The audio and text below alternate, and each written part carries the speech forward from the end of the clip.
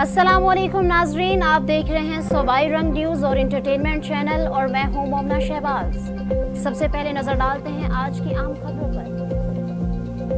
अब रुख करते हैं सरगोदा का, जहां गुलाम अकबर की रिपोर्ट के मुताबिक सरगोदा डाकू बेलगाम शहरी लुटने पर मजबूर।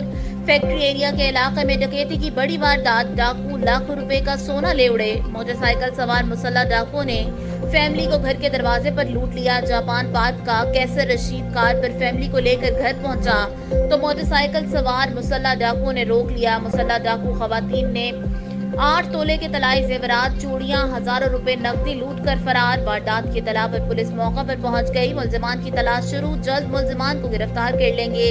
SHO factory area Mohammad Irfan.